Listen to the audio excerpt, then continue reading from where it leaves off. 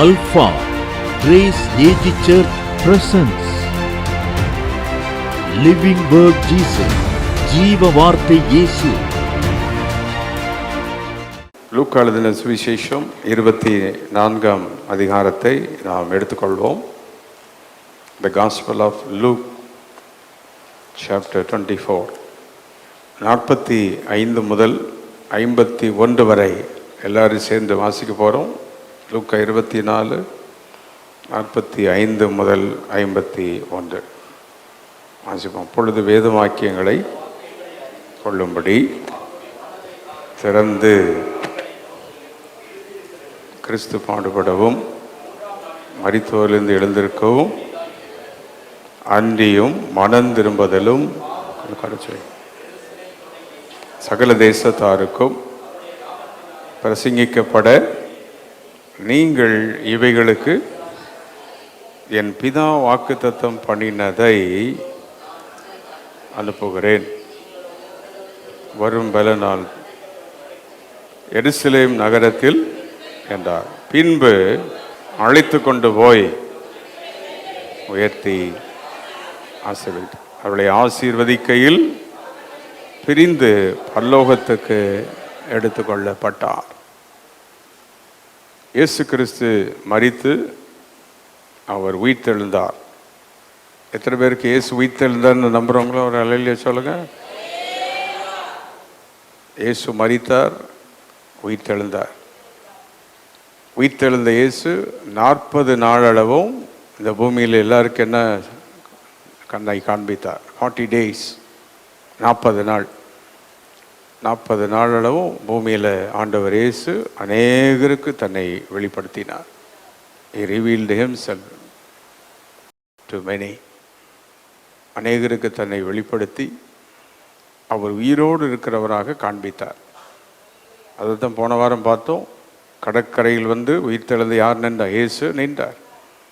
எம்மா ஒரு சீஷர்களோடு யார் நடந்து போனார்? இயேசு நடந்து போனார். So the resurrected Jesus, he showed himself to the disciples 40 days. அப்போ உயிர்த்தெழுந்த இயேசு தன்னை அவர்களுக்கு வெளிப்படுத்தினார். இப்படியெல்லாம் ஆண்டவர் தன்னை அவர்களுக்கு வெளிப்படுத்தி எல்லாம் செய்துவிட்டு கடைசியாக சீஷலை அழைத்து கொண்டு ஒரு இடத்துக்கு அவர் போகிறார். 50வது வசனம். பின்பு அவர் அழைத்து கொண்டு போய், எது வரைக்கும் அழைச்சிட்டு போனாரா? பெத்தானியா வரைக்கும் அவர்களை அழைத்து கொண்டு போய். எல்லாம் சொல்லுங்க. பெத்தானியா வரைக்கும் அவர்களை என்ன செஞ்சாரோ? அழைத்து கொண்டு போனார். ஹல்லேலூயா. He took them as far as to Bethany. அவர்களை அழைத்து கொண்டு போனார். ஒரு குறிப்பிட்ட இடம் வரைக்கும் போனார். நம்ம இருக்கிற இடத்துலையே எல்லா ஆசீர்வாதமும் வந்துடாது. நம்ம கொஞ்சம் போனால் தான் என்ன கிடைக்கும்? ஆசீர்வாதம் வரும். இப்போ ஸ்கூல் அட்மிஷன் வேணுன்னா வீட்டிலே வந்துடுமா? போயிட்டு போனோம். வேலை வேணும்னா வீட்டுக்கு தேடி வராது, போனோம். இல்லை, வீட்டுக்குரிய ஜாமான்கள் வேணும்னா என்ன செய்ய வேண்டியிருக்கு? You have to go as far as.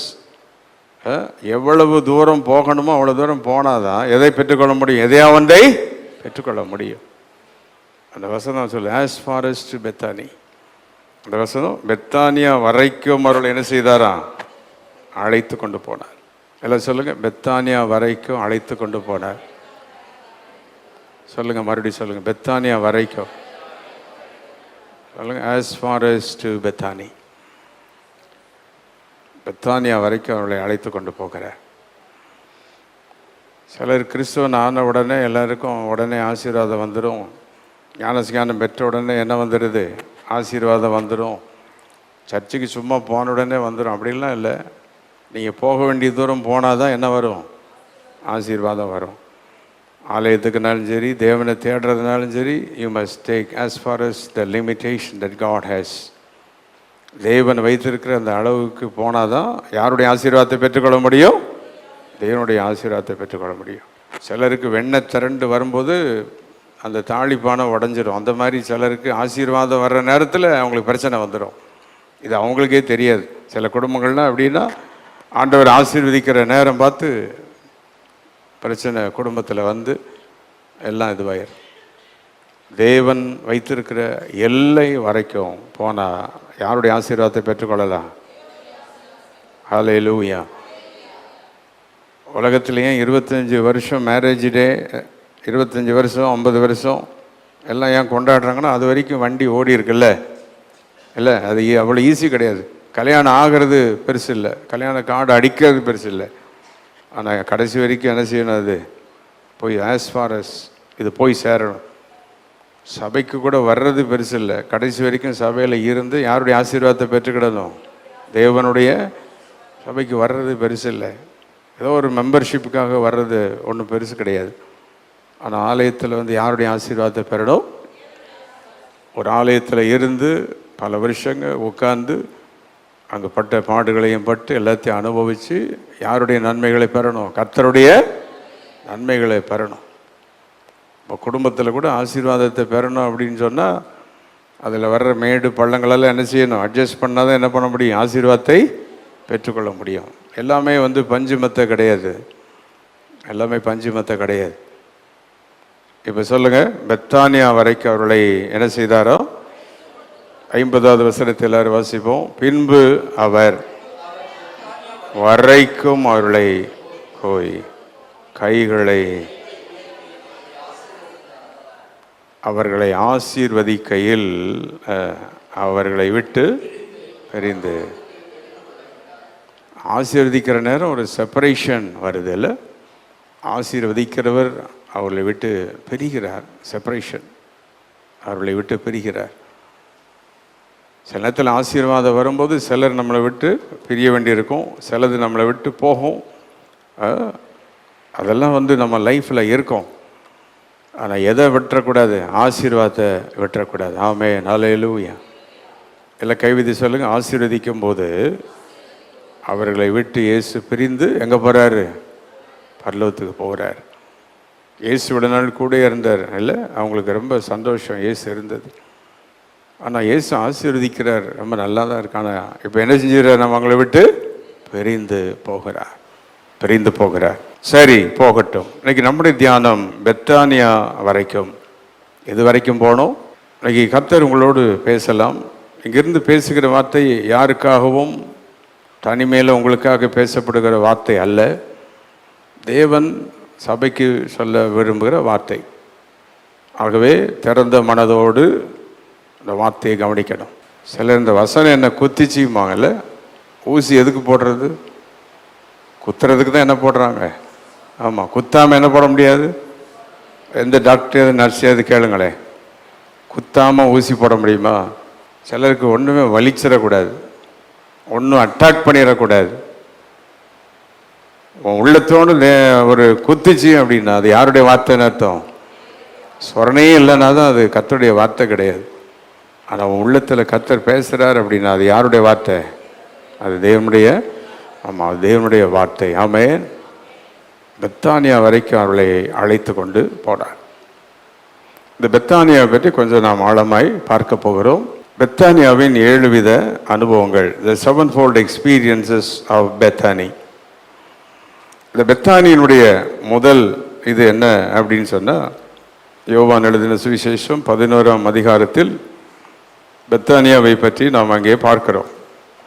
இந்த பெத்தானியாவின் காரியம் வேதத்தில் நமக்கு அழகாக எழுதப்பட்டிருக்கிறது. இந்த 11:1 முதலாவது வாசித்தால், முதலாவது இந்த பெத்தானியாவில் அங்கே என்ன இருக்குது? வியாதி. பெத்தானியாவில் என்ன இருந்துச்சு? வியாதி. ரெண்டாவது இந்த பெத்தானியாவில் மரணம். அங்கே என்ன வந்துருச்சு? மரணம். ஆனால் அதே பெத்தானியாவில் என்ன வந்துருச்சு?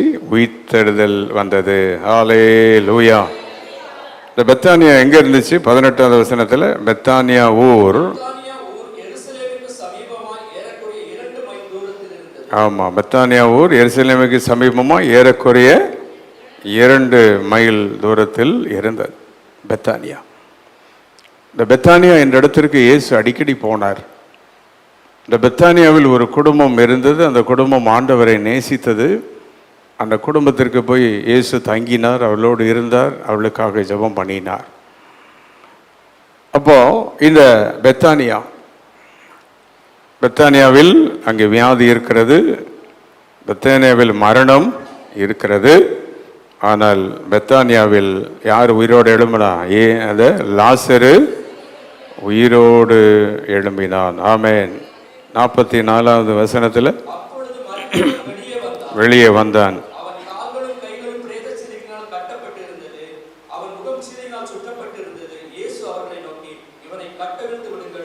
கட்டவிழ்த்து விடுங்கள் என்றார். ஆமென். ஹல்லேலூயா.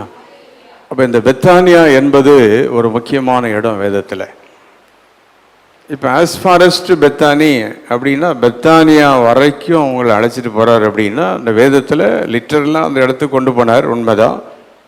ஆனால் நமக்கு வேதம் என்ன சொல்லித்தருது அப்படின்னா இந்த பெத்தானியாவின் அந்த அனுபவத்து வரைக்கும் நம்ம போனால் யாருடைய ஆசீர்வாதத்தை பெற்றுக்கொள்ளலாம்? தேவனுடைய.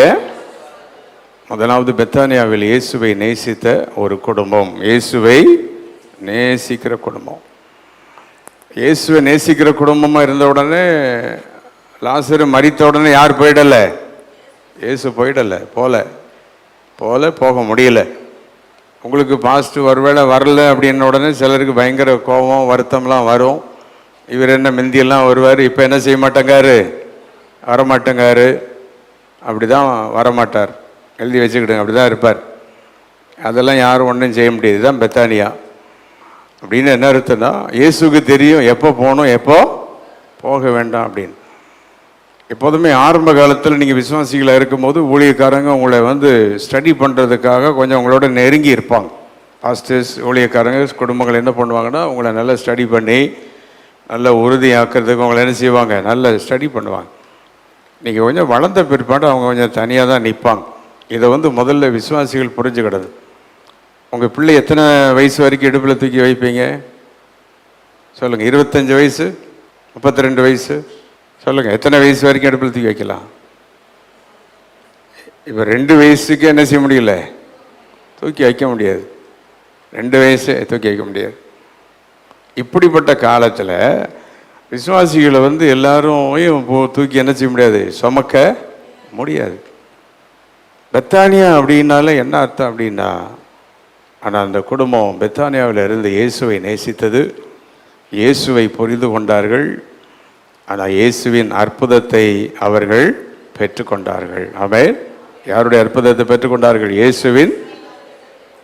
நம்ம லைஃப்பில் ஆண்டோடைய ஆசீர்வாதத்தை பெற்றுக்கொள்ளணும்னா you must be in Bethany in such a way that God should bless you. தேவன் ஆசீர்வதிக்கிற மாதிரி எங்கே இருக்கணும்? பெத்தானியாவில் நாம் இருக்கணும். நான் 40 வருஷம் அசம்பிளிஸ் ஆஃப் காடில் பணியாளனாக, ஊழியனாக பணி செய்து கொண்டிருக்கிறேன். இன்னும் தொடர்கிறேன். ஆயுசு இருக்கிற வரைக்கும் இருப்பேன். அதனால் என் வாழ்க்கை ஆரம்பித்ததே அசம்பிளிஸ் ஆஃப் காட், முடிகிறதே என்னதுதான், அசம்பிளிஸ் ஆஃப் காட். இது ஒரு கிருபை. எங்கு நீங்கள் ஆரம்பிக்கிறீர்களோ கடைசி வரைக்கும் தொடர்வதற்கு யாருடைய கிருபை வேண்டும்? தேவனுடைய கிருபை வேண்டும். தேவனுடைய கிருபை வேண்டும். அப்போ இந்த பெத்தானியா என்பது மிக முக்கியமான ஒன்று. பெத்தானியா. அப்போ பெத்தானியாவிலே தேவன், அங்கே இயேசு இருந்தார். முதலாவது இந்த பெத்தானியா லாசரு என்ன செய்யப்பட்ட இடம்? உயிர்ப்பிக்கப்பட்ட இடம். அதே இந்த பெத்தானியாவிலே நாம் பார்க்கும்போது 12ஆம் அதிகாரத்தில் நாம் வந்தோம்னா யோவான் 12 இந்த பெத்தானியாவின் அனுபவத்தை நாம் பார்க்கும்போது அவங்க இயேசுவுக்கு ராவிருந்து பண்ணினார்கள். 12:1 பஸ்கா பண்டிகை. முதலாவது பெத்தானியா என்பது லாசரு மரணத்திலிருந்து உயிர்ப்பிக்கப்பட்ட இடம். இரண்டாவது பெத்தானியா என்பது இயேசுவுக்கு ராவிருந்து பண்ணப்பட்ட இடம். லூக்கா 24:50 பெத்தானியா வரைக்கும் அவர்களை அழைத்து கொண்டு போய் ஆசீர்வதித்தார் என்று ஒரே வார்த்தையில் முடிவடைகிறது. ஆனால் பெத்தானியாவின் அனுபவம் என்பது ஆழமான ஒன்று.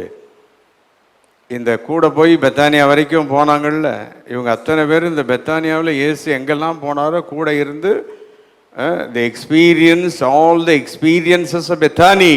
Then finally they went to Bethany to receive the blessings of God.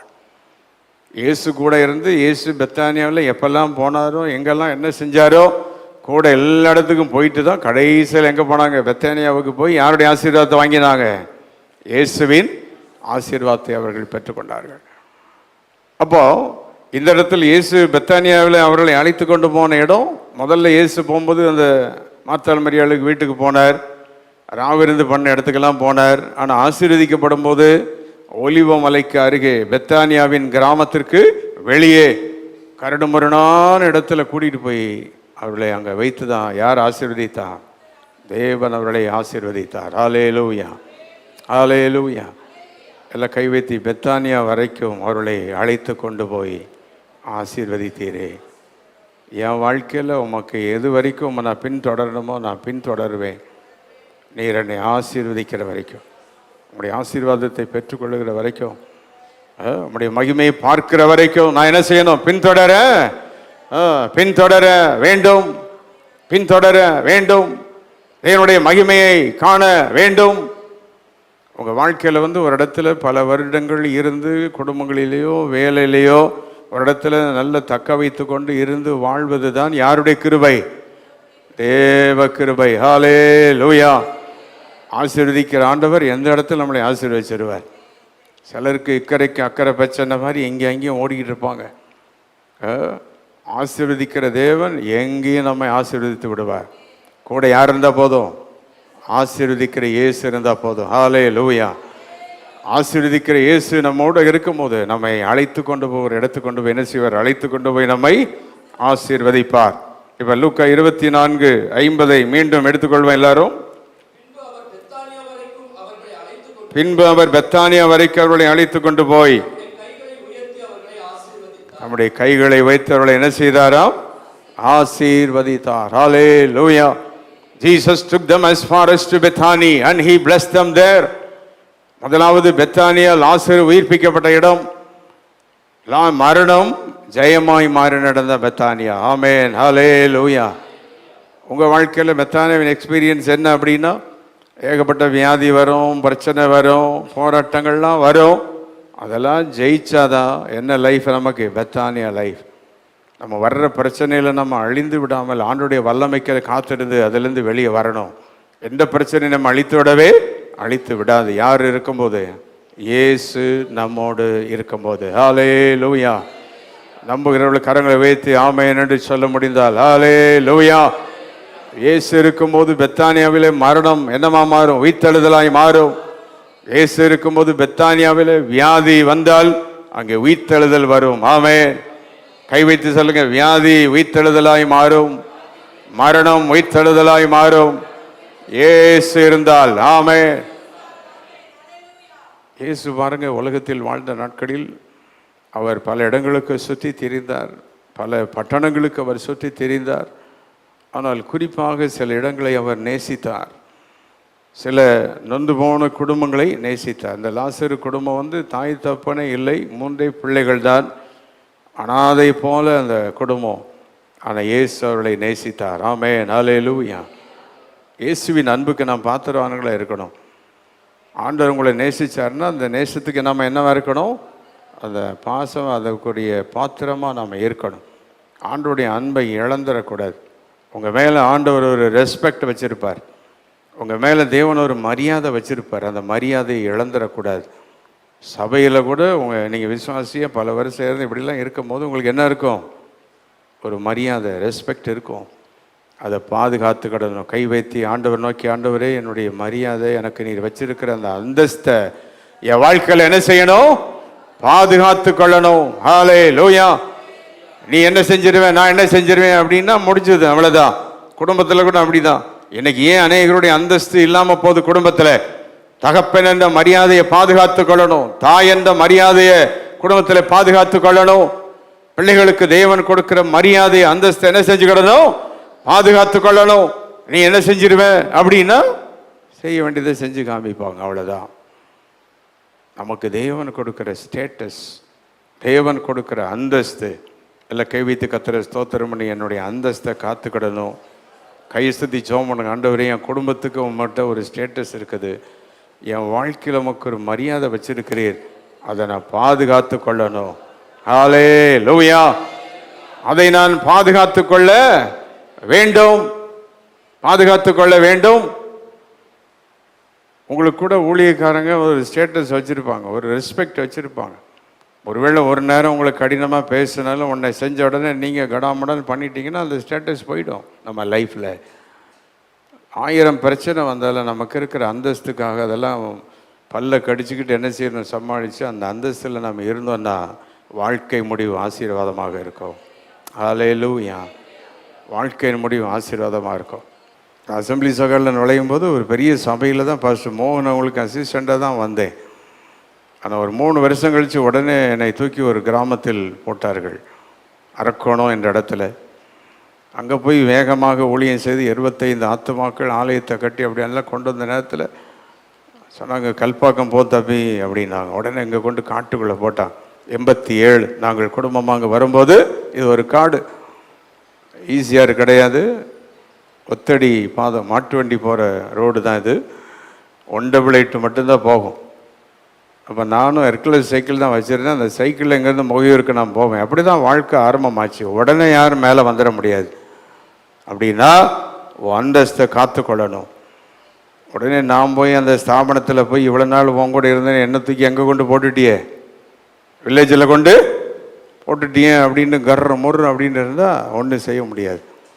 இன்றைக்கி நமக்கு 45 சபைகள் நம்முடைய மண்டலத்தில், இன்றைக்கி ரீஜனல் வரைக்கும் நம்ம மேலே போயிருக்கோம். 140 சபைகள். இதெல்லாம் யார் செஞ்சுருக்கிறா?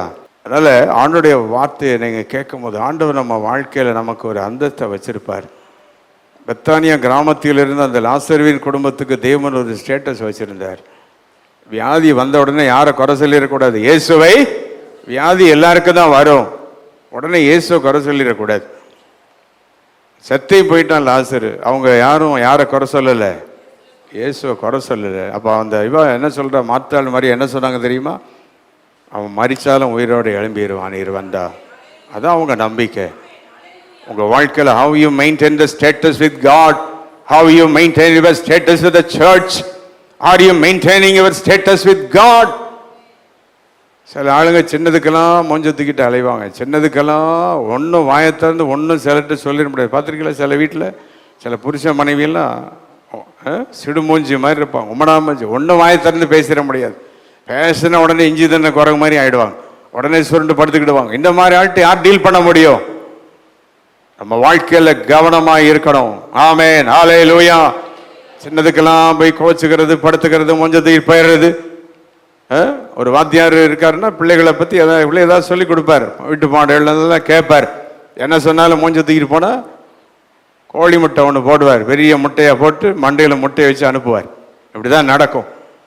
அப்போ நம்ம வாழ்க்கையில் நம்மை பாதுகாத்து கொள்ளணும். எல்லாம் கையை நல்லா வைத்து எது வந்தாலும் என்ன வந்தாலும் தாங்க கிருபை தாரும். கை தூக்குங்க, கை தூக்கி சொல்லுங்கள், வாயை திறந்து சொல்லுங்கள், என்ன வந்தாலும் தாங்கணும், எல்லாத்தையும் சகிக்கணும். இயேசுவோடு இருக்கிற உறவை நான் காத்துக்கொள்ளணும். I must maintain the fellowship with Jesus. Hallelujah. வியாதி வந்து லாசரு செத்து போயிட்டா இயேசுவை பவிச்சுட்டா இயேசு மறுபடியும் கிடைக்க மாட்டார். இயேசு இருந்தால் செத்தவனையாவது உயிரோட என்ன செஞ்சிடலாம், எழும்ப வச்சிடலாம். நல்ல ஒரு ஆலயத்தை சபையை கர்த்தர் கொடுத்தாருன்னா காத்துக்கிடணும். இதை விட்டினா மறுபடியும் ஒன்றும் கிடைக்காது. ஊழியர்களை பாதுகாத்துக்கிடணும். Protect yourself, maintain your dignity. பெத்தானியாவோடு தேவன் அங்கே ஒரு ஐக்கியத்தை கர்த்தர் வச்சிருந்தார். இப்போ சொல்லுங்க, பெத்தானியா வரைக்கும், அந்த வார்த்தையை சொல்லி பாருங்க, எது வரைக்கும்? அப்போ பெத்தானியா வரைக்கும் போகிறது எவ்வளோ ஈஸியா? அவ்வளோ ஈஸி கிடையாது. அந்த வசனம் சொல்லுது பெத்தானியா வரைக்கும். மரித்து போன லாசரு உயிர்த்தெழுந்த அந்த இடம் வரைக்கும், வியாதி வந்து மரித்து போன அந்த இடம் வரைக்கும், மரித்து போய் செத்து போகிற வரைக்கும், இயேசு வராத அந்த ஊர் வரைக்கும் அவர்களை அழைத்து கொண்டு போனார். உங்கள் வாழ்க்கையில் ஆண்டவர்கிட்ட போய் ஜெபம் பண்ணி சின்னது ஒரு காரியத்தை தரலன்னா உடனே அவர்கிட்ட கோச்சிக்கிறது, இவ்வளோ நாள் நான் ஜெபம் பண்ணி ஒன்றும் நடக்கல, அந்த சர்ச்சுக்கு நீ போகாத, அல்லது அங்கே நீ போயிட, அப்படி சொன்ன உடனே சர்ச்சு இப்போ அழிஞ்சிருமா? ஆண்டவர் போயிடுவாரா? நீங்கள் எந்த டீ கடையிலையாவது போய் டீ குடிக்கலாம், அந்த டீ கடையை மூடிடுவானா? சொல்லுங்கள், எந்த கடையை மூடனா? அட்ரஸ் கொடுங்க, அப்படியே தான் இருக்காதா? ஒன்றும் நடக்காது. நமக்கு தான் டீ தண்ணி இல்லாமல் போகும். புரிஞ்சவங்களாம் கையை நல்லா வைத்து நம்முடைய அந்தஸ்தை காத்துக்கிடணும். பொறுமையை தார் ஆண்டவரை, கேளுங்க ஆண்டவரே, பொறுமையை தாரும், ஞானத்தை தாரும், வாழ்வதற்கு கிருபையை தாரும். ஹல்லேலூயா. வாழ்வதற்கு எனக்கு கிருபையை தாரும், கிருபை எனக்கு தாரும். இப்போ கவிதை சொல்லுங்க, பெத்தானியா வரைக்கும் சொல்லுங்க. as far as to Bethany, மரணம் வந்த இடம் வரைக்கும் உயிர்த்தெழுதல் நடந்த இடம் வரைக்கும், இயேசு வராமல் இருந்த அந்த வீடு வரைக்கும் இயேசு அங்கே அவரை அழைத்து கொண்டு போனார். அங்கேதான் அவர்களை என்ன செய்தார்? இயேசு 12:1 வாசிங்கன்னா, யோவான் 12:1 அங்க பார்க்கிறோம். இந்த இடத்துல ராவிருந்து பண்ணப்பட்ட இடம். ராமேன் சொல்லுங்க. ஹல்லேலூயா. வேகமா போவோம், வேகமா சொல்லுங்க. லாசரு உயிர்த்தெழுந்த இடம் பெத்தானியா. ரெண்டாவது ராவிருந்து பண்ணப்பட்ட இடம் பெத்தானியா. அதே யோவான் அந்த 12 கீழே வந்தீங்கன்னா 3வது வசனத்தில் அடுத்தது பெத்தானியா என்பது என்ன தெரியுமா? தைலம் பூசப்பட்ட இடம். பெத்தானியா என்பது தைலத்தின் வாசனை நிறைந்த இடம். Bethany, as far as to Bethany, as far as to Bethany. பெத்தானியாவில் எடுத்த உடனே வாசனை வந்துடல. பெத்தானியாவில் எடுத்த உடனே தைலம் வந்துடல. பெத்தானியாவில் முதல்ல என்னதான் வந்துச்சு? வியாதி தான் வந்துச்சு. அதோட போச்சு. வியாதி கூட என்ன வந்துச்சு? மரணம். சிலர் மரணம்னாலே கைகால் நடக்கும், பார்த்துருக்கீங்களா? நீங்கள்லாம் செத்து வீட்டுக்கெல்லாம் போகக்கூடாது இல்லை? உங்களுக்கு தெரியுமா, மரணத்தை ஏற்றுக்கொள்வதற்கு ஒரு நிமிஷம் கஷ்டப்பட்டால் போதும். ஆனால் வாழ்க்கையில் வாழ்கிறதுக்கு தான் வாழ்நாள் முழுதும் கஷ்டப்படணும். சாகிறதுக்கு எவ்வளோ நிமிஷம் கஷ்டம்? ஆமாம், சிலவன் என்னத்தையும் அள்ளி குடிக்கான், கழுத்தில் கயிறை போடுறான், ஒரு செகண்ட் தான் போய் தொலைஞ்சிருவான். ஆனால் வாழ்கிறதுக்கு தான் வாழ்நாள் முழுதும் கஷ்டப்பட்டு வாழணும். எது ஈஸியானது எனக்கு? சாகிறது ஈஸியா, வாழ்கிறது ஈஸியா? சாகிறது ஈஸி, வாழ்கிறது தான் கடினம். அதனால் நீ செத்துட்டேன்னு சொல்கிறவன் நீ உதவாத ஆள். சிலவன் செத்து போயிடுவேனே ஏமாத்திட்டு இருப்பான். ஓடுவாங்க கயிறு தூக்கிட்டு, ஓடிடுவேன், செத்து போயிடுவேன், தண்டவாளை உளுந்து தொலை போ. இப்போ நீ செத்து போயிட்டேன்னு என்ன உலகமே நின்று போயிருப்பதா? இல்லை, நீ தான் அழிஞ்சு போற. எல்லாம் சொல்லுங்க, சாகிறதுக்கு ஒரு நிமிஷம் போதும். ஆனால் வாழ்கிறதுக்கு தான் நம்ம வாழ்க்கையில் எல்லா பாடுகளையும் அனுபவிக்கணும். ஹல்லேலூயா, ஹல்லேலூயா. ஏன் இன்னைக்கு ஆக்சிடென்டான தூக்கி கொண்டு போட்டு ரத்தத்தை ஊற்றியதும் உயிரை கொடுக்க பார்க்க, சாகிறது ஒன்றும் பெருசு இல்லை. ஆனால் உயிரோடு இருக்கிறவன் தான் பாக்கியவான், அவன் தான் சரியான ஆள். எல்லாம் கையை நல்லா அசைச்சு சொல்லுங்க, செத்து போகிறது ஒன்றும் பெருசு இல்லை. நாய் கூட செத்து போகுது, பூனை கூட செத்து போகுது, அது ஒன்றும் பெருசு கிடையாது. வாழ்ந்து காமி, குடும்பத்தை கட்டி காமி, பிள்ளைகளை வளர்த்து காமி, வேலை செய்து குடும்பத்தை நடத்து, ஆலயத்துக்கு தொடர்ந்து வந்து கர்த்தரை தேடி காண்பி. நம்ம வாழ்க்கையில் பெத்தானியாவின் அனுபவம் நமக்கு வேணும். எல்லாம் ஆண்டு நோக்கி கேளுங்க, பெத்தானியாவின் அனுபவத்தை எனக்கு தாரும். லாசரு உயிர்ப்பிக்கப்பட்ட இடம், மரணமுள்ள இடம். ஆனால் அதே நேரத்தில் அங்கே தான் ராவிருந்து பண்ணின இடம். மரணத்தின் இடம் என்னவா மாறிடுச்சு? ராவிருந்து பண்ணப்பட்ட. இன்னைக்கு யாருடைய குடும்பத்தை கர்த்தர் மாற்ற போறாரு உனக்கு? உங்கள் வீடு பெத்தானியாவின் இருளடைந்த வீடாக இருக்கலாம், உன் வீடு ராவிருந்து பண்ணப்படுகிற இடமாய் மாறி போகும். அடுத்ததும் உன் வீடுல வாசனை வருகிற வீடாய் மாறிடும். ஹல்லேலூயா.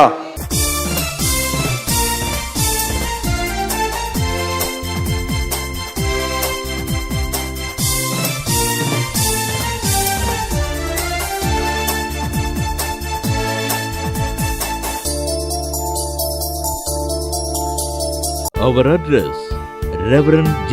James Halaman, Alpha Grace AG Church, number 620, East Coast Road, Pudupatnam, Kalpakkam, 603102.